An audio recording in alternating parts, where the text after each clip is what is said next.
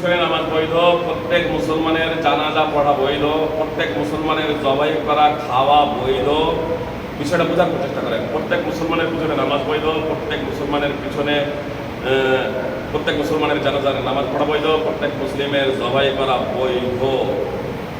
আপনি এমন কোনো জায়গায় গিয়েছেন যে তিনি নামাজ পড়ছেন, তার আকীদা সম্পর্কে আপনি অবগত না, নামাজ পড়ছেন, আপনি তার পিছনে নামাজ পড়বেন, আপনার নামাজ ইনশাল্লাহ হয়ে যাবে, এতে কোনো সন্দেহের অবকাশ নেই। সমস্ত উম্মতে মুসলিমের ইমামগণ এই বিষয়ে ঐক্যমত পোষণ করেছেন। কিন্তু বিষয়টা হলো যে কারো আকীদা যদি এমন হয় যে মুসলিম বলে তো দাবি করে, কোরআন এবং সুন্নাহর অনুসারী বলে দাবি করে, যেমন শিয়াদের বিভিন্ন স্তর আছে। এক শ্রেণীর শিয়া আছে যারা আবু বকর এবং উমর থেকে আলী রাদিয়াল্লাহু তাআলা আনহুকে প্রাধান্য দেয়, তাফজিলি শিয়া এদেরকে বলা হয়। এই ধরনের শিয়ার বর্ণনা আপনার সহিহ বুখারীতে পেয়ে যাবেন, মুসলিমে পেয়ে যাবেন। এই ধরনের কিছু বর্ণনা আছে, মানে আলী রাদিয়াল্লাহু তাআলার মাহাত্ম্য এবং মর্যাদা বেশি মনে করেন আলী, আবু বকর এবং উমর রাদিয়াল্লাহু তাআলা আনহু থেকে।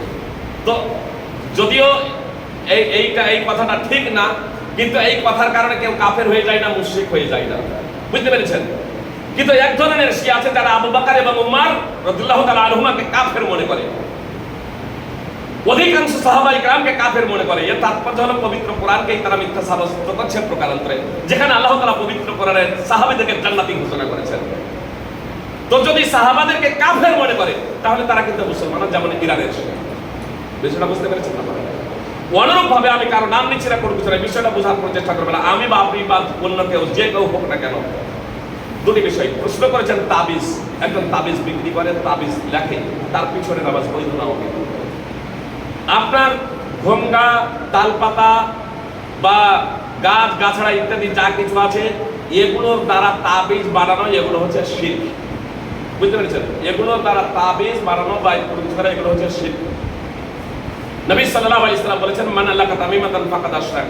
মুসনাদ আহমদ হাদিস নম্বর 17422। মান আল্লাকা তামিমাতান ফাকাদ আশরাক, যে ব্যক্তি তাবিজ ঝুলালো, মাদুরি ঝুলালো, সে শিরক করলো। একজন যদি তাবিজ যদি করেন তো ও শিরক করছে, আর যে পরাচ্ছে, বিক্রি করছে, এ আরো বেশি অপরাধ করছে, অনেকগুলো দিচ্ছে, বরং এ শিরকের উৎপাদনকারী। তো শিরক হলো দুই প্রকারের। এক প্রকারের শিরক হলো ছোট শিরক, এক প্রকারের শিরক হলো বড় শিরক। কিন্তু দুই প্রকারের শিরক কি হলো মহাপাপ। ছোট শিরক মহাপাপ, বিস্তারিত ব্যাখ্যা বিশ্লেষণ আজ আমি দিচ্ছি না। ছোট শিরক হলো মহাপাপ। একজন ইমানদার মুসলমানকে ওই শিরক থেকে বিরত থাকা একান্ত কর্তব্য, বুঝতে পেরেছেন?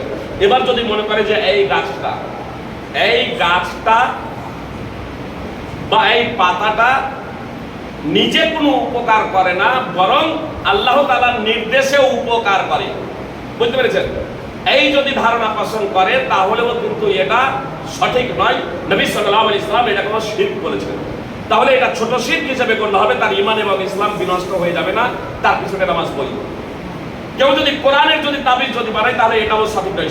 সৌদির ফতোয়া কমিটি, শেখ ইবনে বাজ রাহিমাহুল্লাহ সহ সৌদি ফতোয়া কমিটির মুফতিগণ তাৎক্ষণিকভাবে ঘোষণা করছেন, কোরআন দ্বারা তাবিজ যদি বানানো হয় তাহলে সেটাও বৈধ নয়, জায়েজ নয়। সুপ্রিয় ভাই বন্ধুগণ, আব্দুল্লাহ বিন আমর বিন আস প্রসঙ্গে যেটা উল্লেখ করা হয়ে থাকে, সেই বর্ণনাটা সহি নয় যে আব্দুল্লাহ বিন আমর বিন আস তাবিজ লিখে দিতেন। আসলে আব্দুল্লাহ বিন আমর বিন আস প্রসঙ্গে উল্লেখ আছে যে তিনি একটি দোয়া লিখে দিতেন, আউযু বিকালিমাতিল্লাহি তাম্মাতি মিন গাযাবিহি ওয়া ইকাবিহি ওয়া শাররি ইবাদিহি মিন হামাযাতি শায়াতিন আন ইয়াহদুরুন। এই দোয়াটা লিখে দিতেন। রাসূল সাল্লাল্লাহু আলাইহি ওয়াসাল্লাম থেকে এই দোয়াটি অবশ্য প্রমাণিত।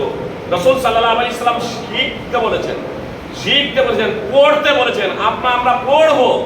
আব্দুল্লাহ বিন আমর বিন আস প্রসঙ্গে উল্লেখ আছে যে তিনি শিশুদেরকে যারা পড়তে জানতো না তাদেরকে লিখে দিতেন, আর যারা পড়তে জানতো তাদেরকে শিখিয়ে দিতেন। কিন্তু আব্দুল্লাহ বিন আমর বিন আস থেকে এটা প্রমাণিত নয়। তার কারণ অত্র সনদে একজন বর্ণনাকারী আছে, মুহাম্মদ বিন ইসহাক। তিনি নির্ভরযোগ্য অধিকাংশ বিদ্বানের নিকটে।